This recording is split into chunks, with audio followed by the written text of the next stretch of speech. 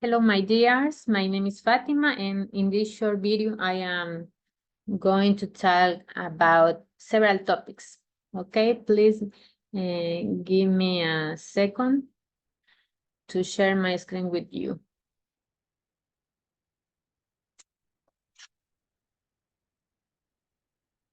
Okay. The first is cultural dimension. Now let's start. Let me this gentleman named Dr. Geert Hotsit a Dutch psychologist, and made this model public at the end of the 1970s. And he recognized 5 dimensions that distinguish on the culture from another. Let's analyze.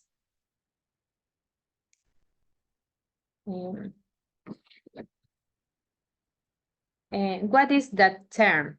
Highlight the cultural aspect, values, belief, norms, tradition, language, practice, and behaviors that they share and transmit among members of a community or social group that influence a society and its individuals. Now I want to talk about the cultural dimension, and I am going to define 5. The first is individualism. It's a group that governs itself, that adds autonomous set its own objectives, and doesn't depend of those of its groups. They are very selective in their social relations.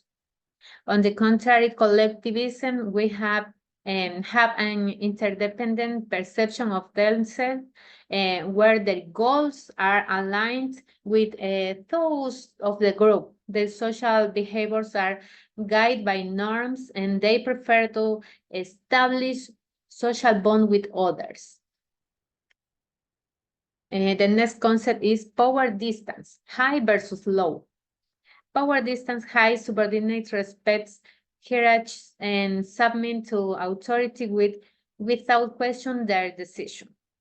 And now power distance low, on the other hand, they have more flexible hierarchies and organizations and hierarchies, and their subordinates are at the same level, as you can see in the picture.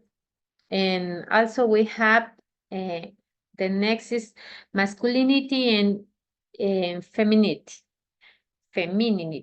Masculinity, it is a culture with a need for power, authority, dominance, ego, and focus on values such as success, money, and competitiveness. They solve everything by force. They refuse to face failure.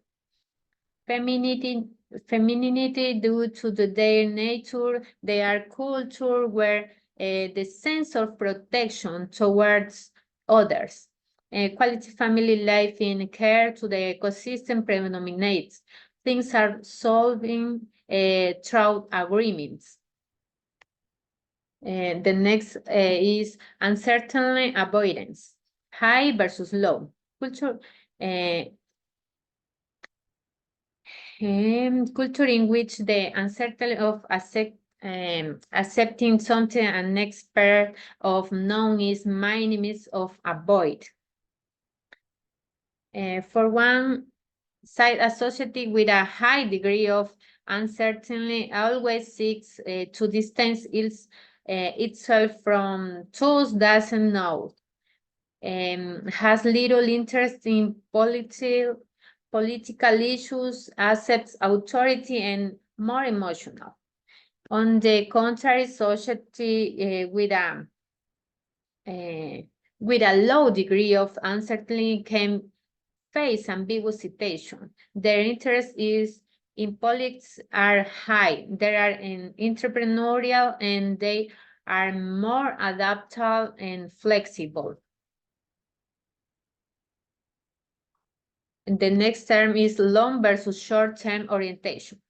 Long-term orientation based focus mainly on the future, regardless of short-term goals with the desire to plan for the future. And short-term orientation, they base their focus on the past or the present. They are also prioritizing short-term goals and addressing immediate needs. Continue now with the topic intercultural competence. It is behavior that two individuals from different cultures have in a social interaction. And to achieve effective intercultural competence, we need our knowledge, behavior, attitudes. However, it is not only necessary to know them, but rather to put them into practice in specific situations. In this slide, we are going to answer the question, how to achieve efficient intercultural communication through intercultural competence. Okay, intercultural competence is an evolutionary process that is always being renewed and mainly seeks to exchange essential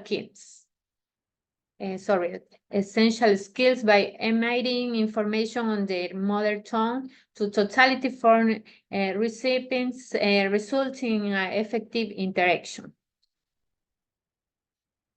Is of vital importance since facilitate trust and allows rapprochement and intercultural interaction.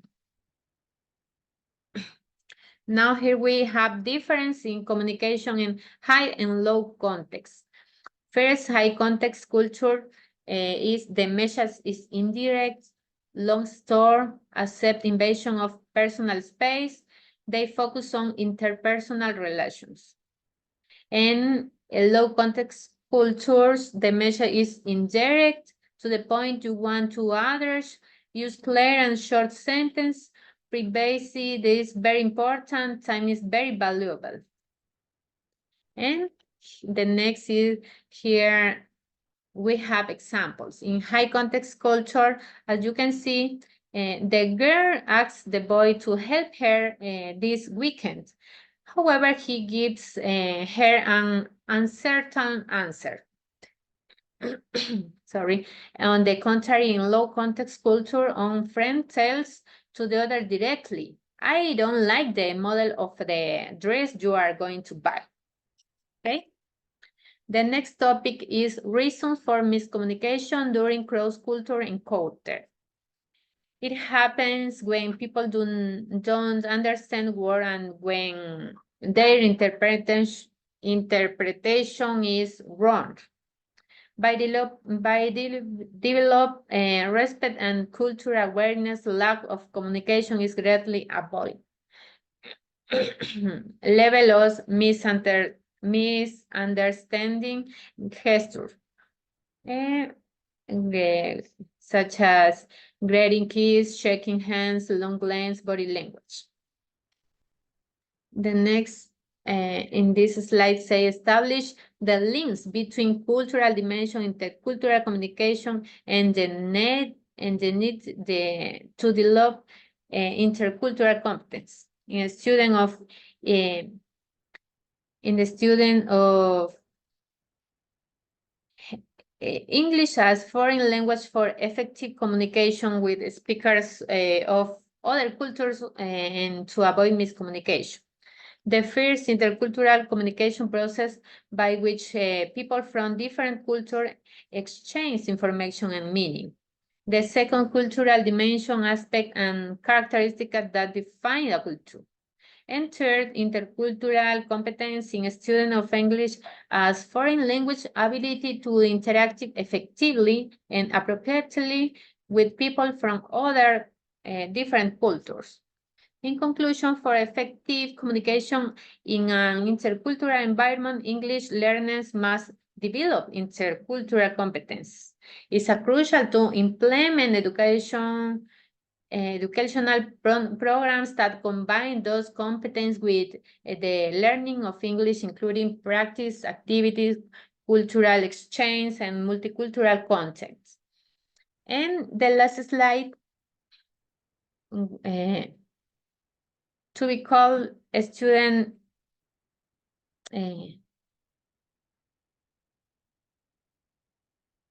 In the last slide, we have why is knowledge of cultural dimension and the development of intercultural competence important for EFL learners.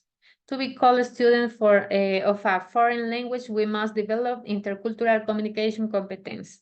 In this way, we can achieve effective communication. Which results in a cultural dimension that is having linguistic knowledge of a second language, behavior, and pragmatic skills.